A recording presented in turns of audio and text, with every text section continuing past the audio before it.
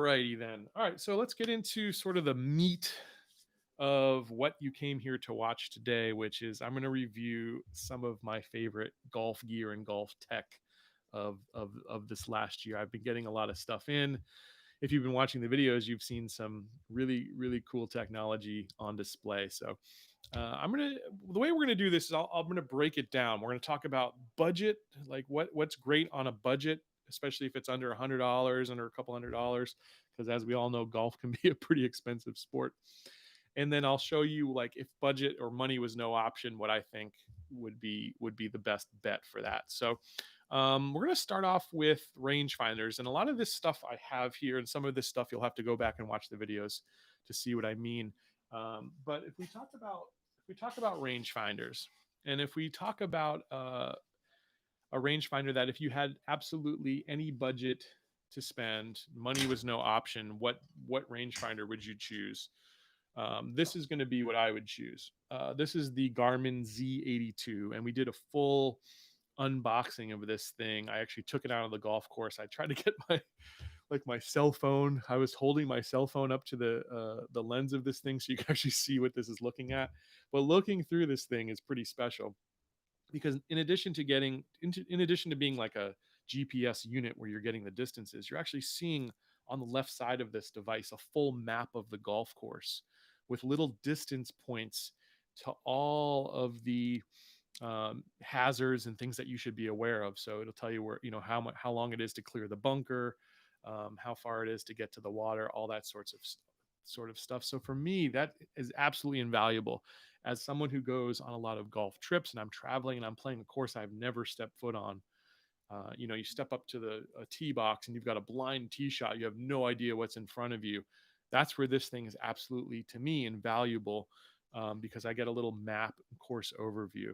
Now, this thing does some other things, like it'll tell you which direction the wind's blowing.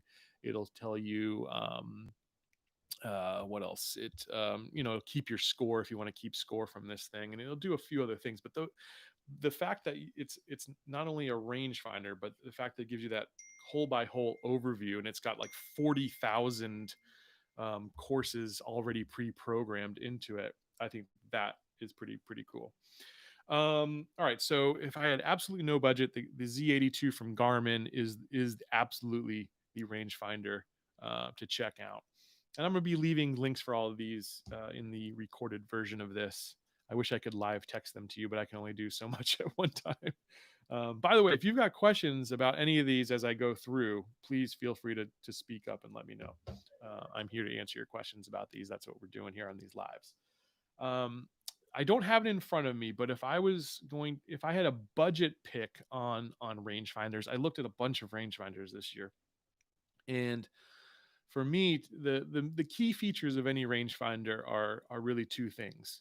You really need to have a slope correction so that if you're hitting uphill or you're hitting downhill, if you need to take a club off or if you need to add the club, that's what slope correction will help you with.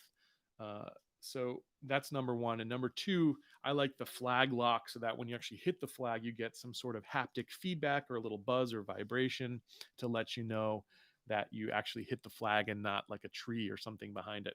So my pick for my favorite rangefinder under $100, I just released this video a couple weeks ago.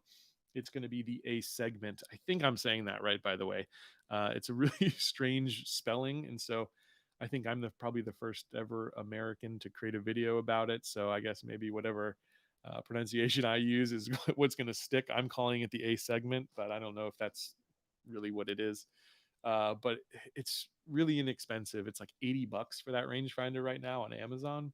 And with those two features, it's completely worth it. Those are features that, heck, like 3, 4, 5 years ago, you'd be paying like hundreds and hundreds and hundreds of dollars for.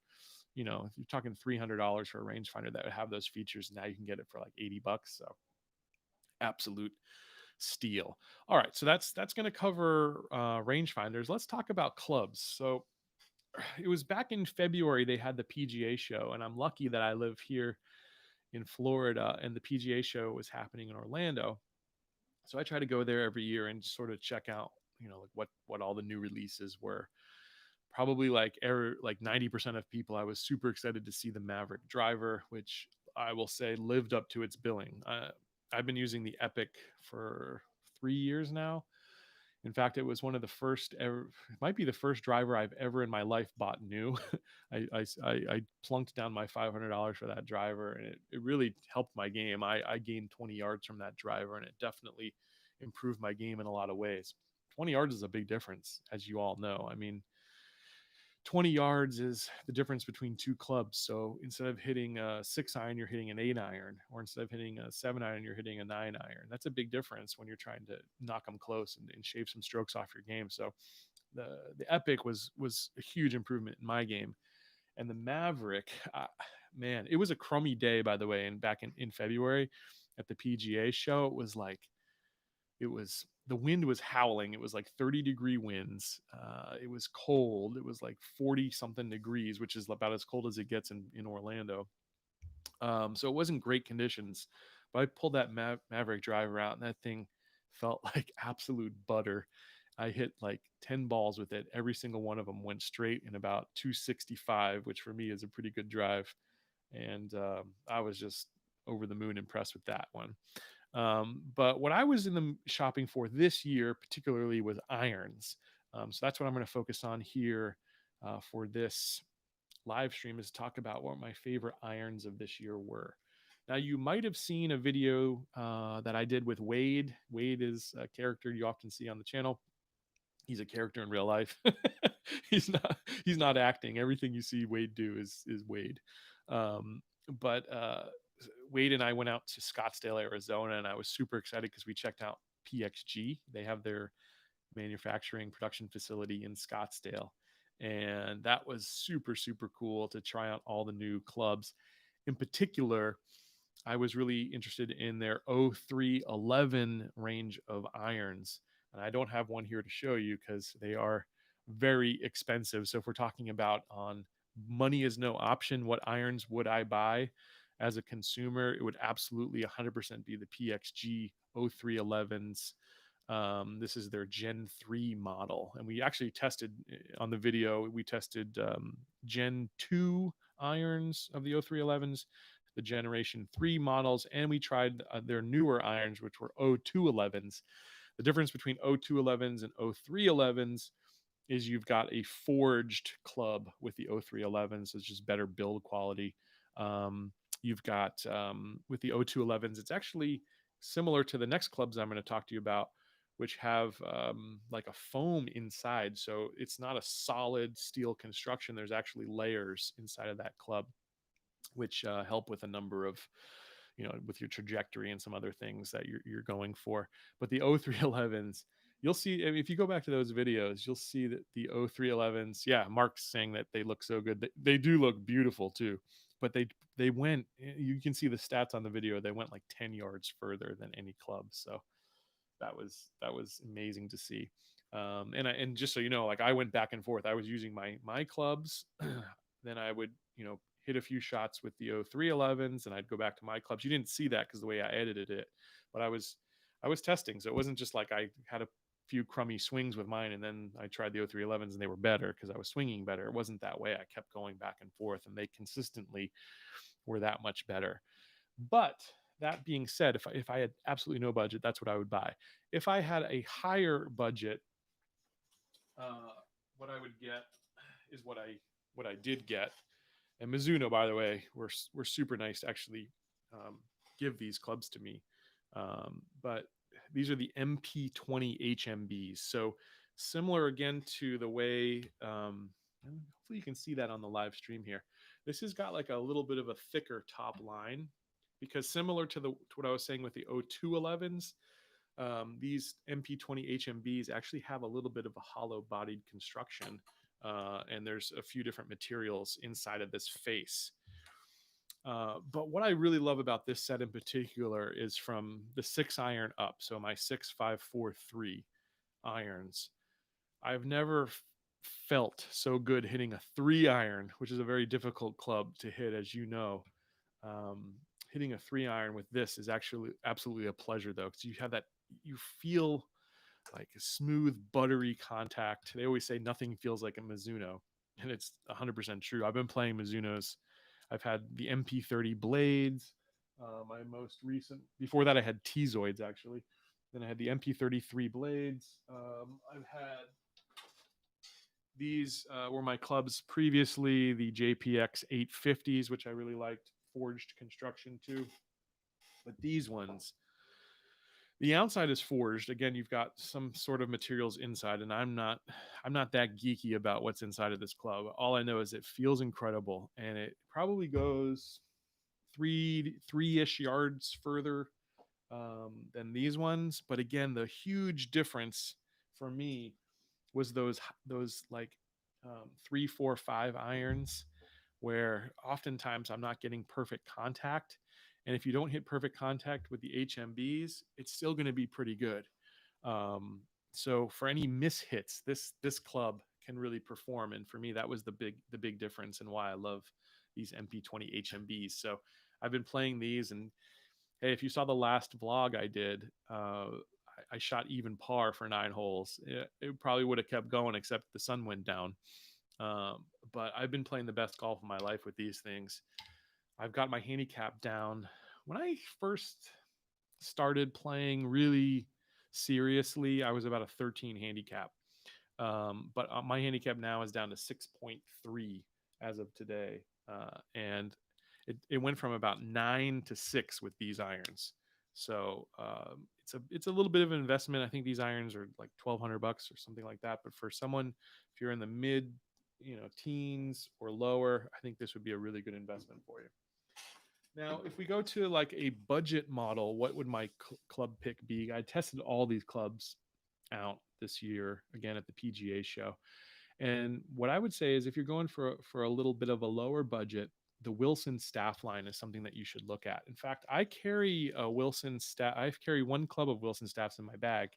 It's a C300 hybrid, and that's like my money club. It's my go-to club. If I need to hit a 200 to 225 shot, that's the club I'm generally pulling out of my bag. Depending on how far I swing, I can get some extra yards out of it. But it's for me, it's easy to hit. I use it out of bunkers. I use it in the rough. If I have to go low on a tree, under a tree, if I've got a 225-yard par three, that's what I'm hitting. And 95% of the time, I'm hitting an incredible shot with that club. And the other 5% it's still pretty darn good. So Wilson Staff, which is a company that if you asked me that 3, 4 years ago, I'd be like Wilson Staff, like those are, the junky clubs that you get in the bargain bin. They are making some awesome clubs these days. And I can't tell you exactly what the model numbers are, but I've tried their blades. The new Wilson Staff blades are incredible. If I was going to buy a blade, that's the blade I would choose bar none over anything. But they've got a couple of cavity back models that are really, really solid performers. So that would be my budget pick, Wilson Staff. And, they've gotten a little bit higher in price these days. I don't think you can find any really cheap clubs, but as the main manufacturers go, they're probably on the lower end in terms of price, but definitely on the higher end, in my opinion, in terms of performance. So Wilson Staff, definitely take a look at that. Okay, let's see. We're moving on to GPS golf watches. I wish I brought them. I mistakenly did not bring them, but it's hard to really show you on a live stream anyways. So it's best you go back and look at these videos. But my money is no option. Again, I'm going Garmin. Their S62. Oh, it's just incredible.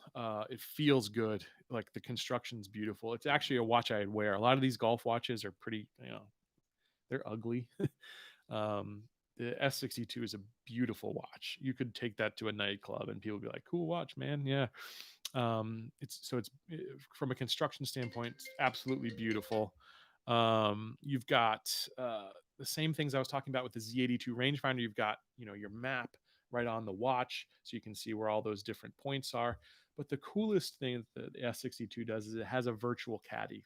So again, someone like me who's traveling, playing golf courses that you're not used to playing, if you don't really sometimes like I play in Florida, right? So I play a lot of very flat golf courses. So when I go to a place like I was up in Georgia where Mark lives, a couple months ago, and you're going up and then down, and like your depth perception is off, and it's probably the same way. Like if you're used to playing those very hilly courses, you go to a flat course like in Florida, it's different.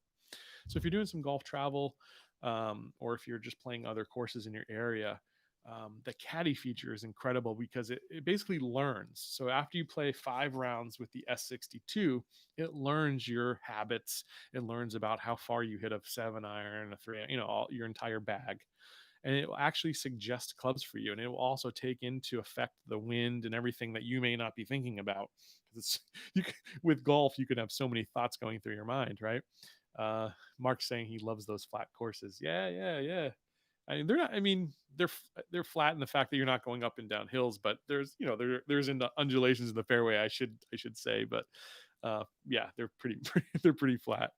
It makes it easier that you get a little more roll generally and whatnot. Uh, you know, they on the Bermuda and stuff. So anyway, um, so the S62 just really, that's the most powerful part for me, is that virtual caddy.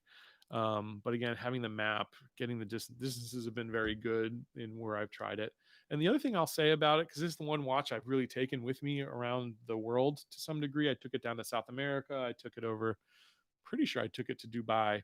But anywhere I've taken that watch, the course came up, which was surprising to me. I wasn't sure if I would catch a satellite, but it's worked really well. And again, if money was no option, and you're talking golf GPS watch with all sorts of features too. By the way, it's got heart rate monitor. It's got, like, what else? It'll track your runs and all that kind of stuff for fitness.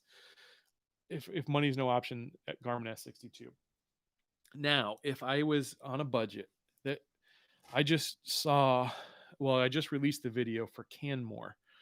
Again, I wasn't expecting much out of that, but right out of the box, because of the price, right? I think that the Canmore is about a $99 watch on Amazon right now, but for the price, again, just incredible value, because the form factor, similar to the Garmin, is really cool. It's kind of this mix of modern and retro style, but it's super, super comfortable. The band on your wrist, that's the most important part if you're wearing a device, honestly, playing golf, because a lot of people aren't, used to wearing a watch when they play golf. Is it going to interfere? Am I going to feel it? Canmore's got a great form factor. It's very, very light, just like the S62. And you're going to see this video because I'm going to release it.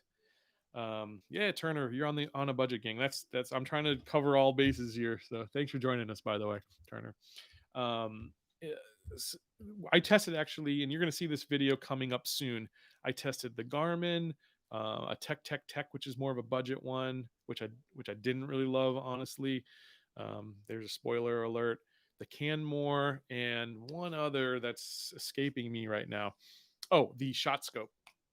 And I tested all 4 of those watches. You'll see, which one hits the satellites faster, which again to me is important because you don't want to be waiting for that thing. Some of these, literally, you can spend 10 plus minutes waiting for these watches to hit the satellites sometimes. And again, if you don't hit that when you get to the golf course, or if you're on the putting green before you start, you're going to hold up everyone playing, or you're just going to be frustrated. And then you're thinking about the watch instead of thinking about your golf game. But the Canmore, of the 4, it performed, I would say, and you'll see this in the review, probably the most accurately, because I was testing them against Rangefinders, which I know are dead on accurate. I got my classic rangefinder, my old Nikon, which I call Old Faithful, on the show. You may have seen it, and that one, everything I've tested against it, it's spot on. So the Canmore watch was to me the most accurate, which I was shocked by. Again, being under $100, it felt the best on the wrist. It's not as feature rich in any way compared to the S62, but if you're just trying to get the job done, I think it performs really well. Now, just this evening, the backyard golfer, last evening, the backyard golfer, because he's in Italy, he comments on my videos late at night, because it's morning for him. And he asked me, he's like, should you get he's thinking about getting one of these GPS watches, and he's like, should I get an Apple Watch, because I'm thinking about getting an Apple Watch, or should I actually invest in a golf GPS watch? And that's a tough one. But here's what I would say. An Apple Watch obviously can do a ton more stuff, right? It's also going to be about 5 times the price of something like the Canmore. Um, but there's something to be said for a tool that does the job it's meant to do. So I think there's that, because the Canmore does it really, really well. I also think that you have to be very reliant on a phone, which I don't like to be when I'm on a golf course. But you have to be very reliant on the phone if you're using an Apple Watch, because all the functionality is flowing through the app on the phone. So the Canmore, it's a standalone device. It does what it says on the tin.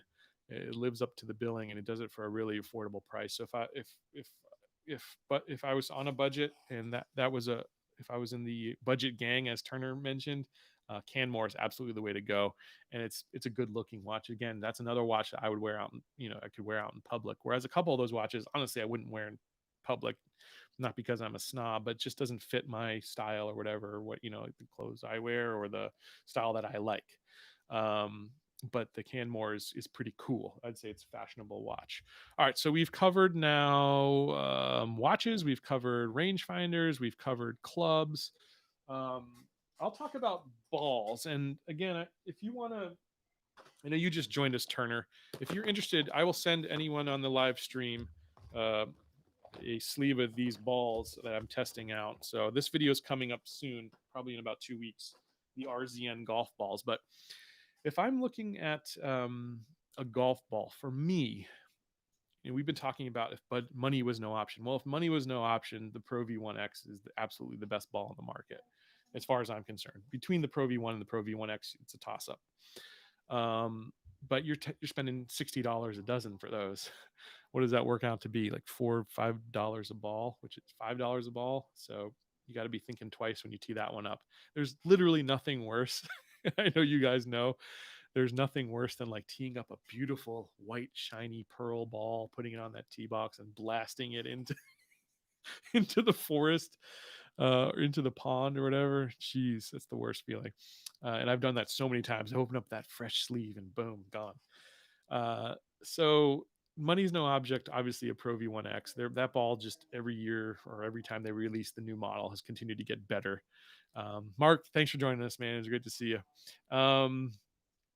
But if I'm going with something that's 95% as good as the Pro V1X, it's got to be for me the Vice Pro Plus. I've been playing this ball now for like 2 years. It's very similar to a Pro V1X. And I think I get these for $24.99 a dozen. That's some serious value. So you're talking about less than half the price, or let's say 50 to 60% of the price. Mark says, I always find Pro V1s in the woods, so no need to buy them. Yeah, that's you could do that too. That's a good. My dad's like that. My dad's like a ball hound. In fact, he was living down in Boca Raton, Florida for a while, and he was a ranger at this course. I think it was Boca something was the name of it. And anyway, you're not supposed to as a ranger, but all he did was ball hound all day long. And he showed me he had like thousands of golf balls um, from ball hounding as a ranger, which you're not supposed to be doing. So hopefully you guys don't tell the club that. But anyways, that was years ago. So Vice Pro Plus, that would be my pick for balls. Balls on a budget. I will say one of the balls that I'm going to be reviewing soon is $19.99 a dozen, and it's very, very good. One of these RZNs. You'll see it on the video. It shocked me, honestly, because it's, I think, the cheapest ball that they make, and it's actually, for me, was the best performing one. So another spoiler alert. So that's balls. The last thing we'll cover is shoes, because you probably saw my video where I looked at like every shoe Under Armour made, because I was looking online. For me, shoes is the hardest one to buy. I earlier this year bought some Echoes, which were on the high end. Again, the money's no object. I bought some Echoes, and I got them, and they just didn't look as good in person as they were on the website. So I sent those ones back. I did an entire review of the Under Armour line, because those were the second best looking shoes to me online.